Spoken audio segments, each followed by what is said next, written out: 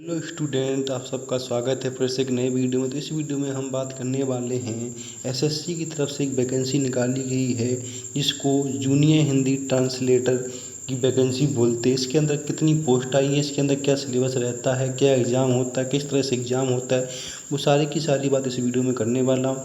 तो वीडियो को शुरू होने से पहले आप सबसे पहले चैनल को सब्सक्राइब कर लें और वीडियो को ज़्यादा से ज़्यादा शेयर करें। ठीक है, तो चलो चलते हैं इसमें कब से एग्ज़ाम स्टार्ट होने वाले हैं, कब से फॉर्म स्टार्ट होने वाले हैं, तो सारी की सारी बात करने वाला हूँ। तो अब इसमें हम बात कर लेते हैं यहाँ पे डेट की कि कब से इसके फॉर्म भरे जाएंगे। तो इसके फॉर्म 2 अगस्त से 25 अगस्त तक फॉर्म भरे जाएंगे आपके, और जो लास्ट डेट रहने वाली है वो 25 अगस्त की रात 11:30 बजे तक रहेगी।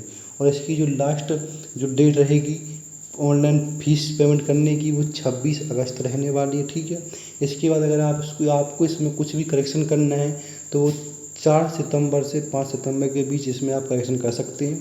और जिसका इसमें पहला पेपर होगा वो पहला पेपर आपका अक्टूबर और नवंबर के बीच में पहला पेपर होगा।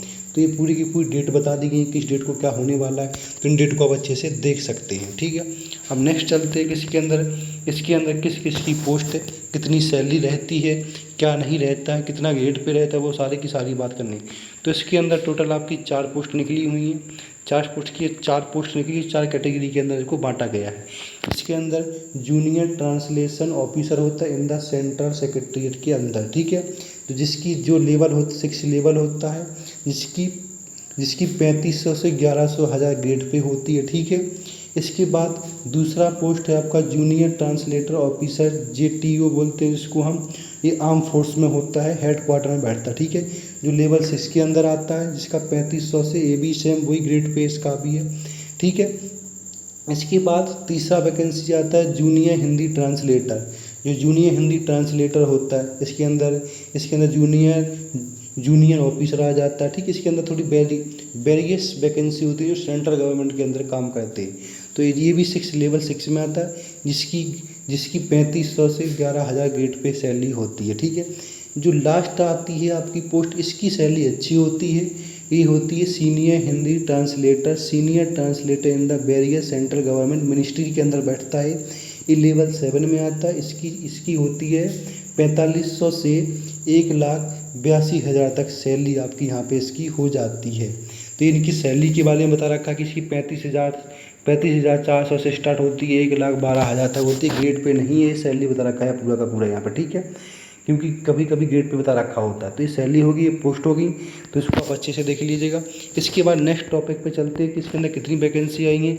तो ये अभी वैकेंसी आपकी बढ़ सकती हैं। अभी टोटल 312 है, बाद में बढ़ सकती है क्योंकि यहाँ पे लिखा टेंटेटिव वैकेंसी, जो परमानेंट नहीं है। ठीक है, ये बाद में अपडेट हो भी सकती है। ठीक है, तो 312 वैकेंसी है। अब इसके अंदर क्या नहीं है वो सारी की सारी बात करने वाला हूँ। ठीक है, तो चलते हैं नीचे। तो इसमें क्या क्या होगा, क्या क्या नहीं होगा, वो पूरी की पूरी बात इसमें करने वाले हैं हम। तो सबसे पहले हम यहाँ पे आ जाते हैं एज के बारे में, क्या एज रहने वाली है आपकी इस एग्ज़ाम की। तो इस एग्ज़ाम की आपकी एज रहेगी 18 से 30 साल तक के इसमें फॉर्म अप्लाई कर सकते हैं। इस डेट को इसका जन्म होना चाहिए और इस डेट के पहले होना चाहिए। ठीक है, अब इसमें छूट किस किस को मिलती है, छूट के बारे में बात कर लेते हैं।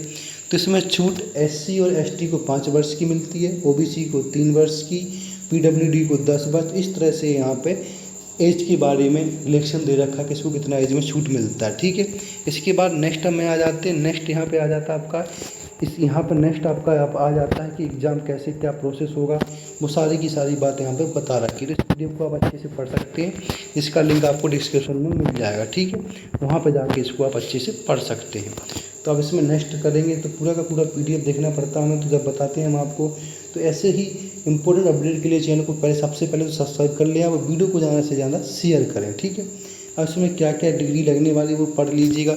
जो आपकी यहाँ पर पहली पोस्ट है तो इसमें क्या क्वालिफिकेशन रहने वाला, जो आपकी हिंदी जूनियर ट्रांसलेटर की सर्टिफिकेट A और B और C, इनके लिए क्या क्या डिग्री रहने वाली है। तो इसमें मास्टर डिग्री लगेगी, organisation Hindi with English compulsory है इसमें, और electric subject medium examination of the degree level होना चाहिए आपके पास मास्टर डिग्री होना चाहिए, हिंदी विद इंग्लिश दोनों होना चाहिए।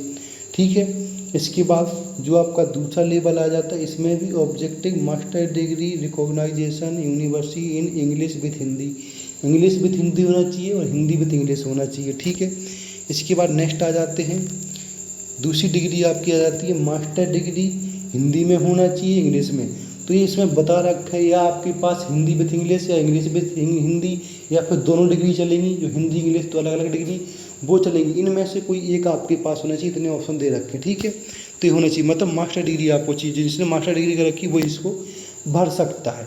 इसके बाद लास्ट में आपका एक सर्टिफिकेट लगता है, एक आपके पास डिप्लोमा लगता है जो सर्टिफिकेट कोर्स होता है, जिसमें आपका हिंदी इंग्लिश का ट्रांसलेटर सर्टिफिकेट लगता है, ठीक है, जो आपको गवर्नमेंट ऑर्गेनाइजेशन इंस्टीट्यूट से करना मिलता है, उसी के हिसाब से आपको यहाँ पर सर्टिफिकेट लगेगा, ठीक है, हिंदी इंग्लिश का। तो हो गया।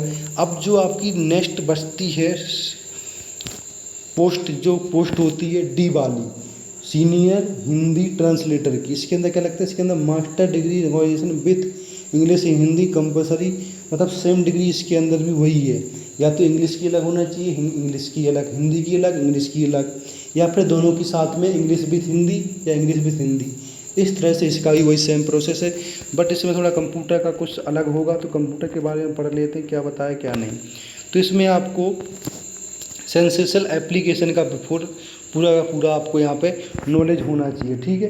तो एप्लीकेशन किस तरह से आप बनाते हैं यहाँ पे, तो इस तरह से आपका यहाँ पे हो जाता है। इसके बाद आपका होता है डॉक्यूमेंट वेरिफिकेशन, ठीक है।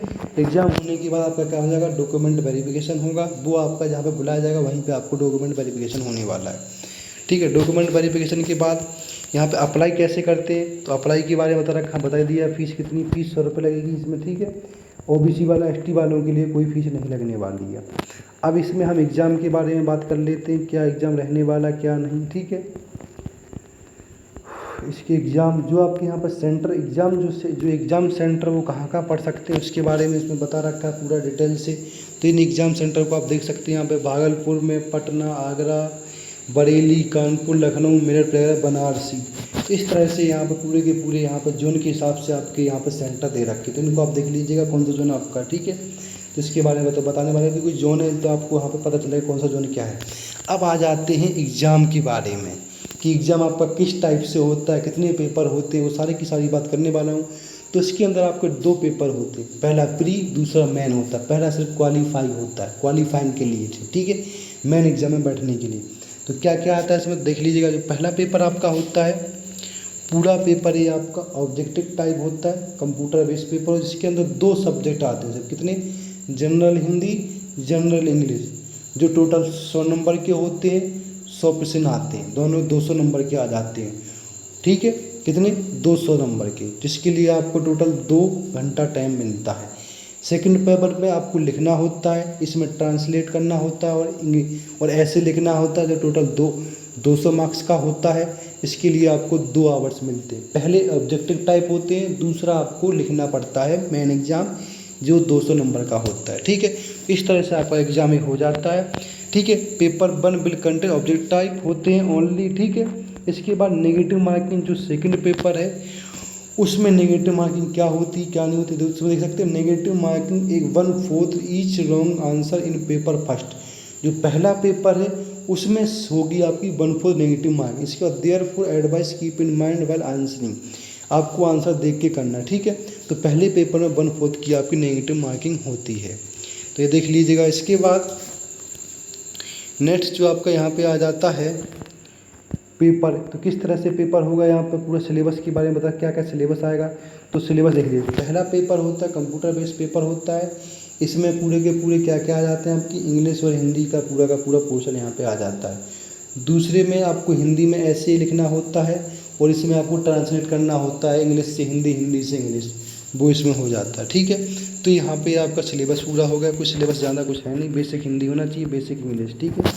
तो इस तरह से आपका यहाँ पर सिलेबस हो जाता है। अब डॉक्यूमेंट वेरिफिकेशन में क्या क्या आपका लगता है वो यहाँ पर देख लीजिएगा, पूरा बता रखा है। ये Aadhaar card, voter ID, licence card, passport, इस तरह से डॉक्यूमेंट यहाँ पे दे रखे हैं आपके, ठीक है। इसके बाद आपका लास्ट में होता है डॉक्यूमेंट वेरिफिकेशन, ठीक है। डॉक्यूमेंट वेरिफिकेशन के लिए बुलाया जाएगा। इसके अंदर आपको क्या क्या लगता है तो यहाँ पर देख लीजिएगा।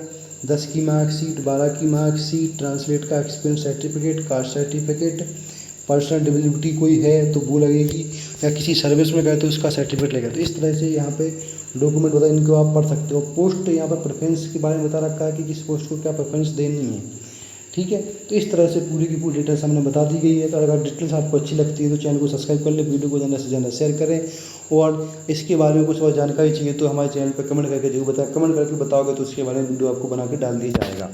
ऐसे इंपोर्टेंट अपडेट के लिए चैनल को लाइक सब्सक्राइब करें। धन्यवाद।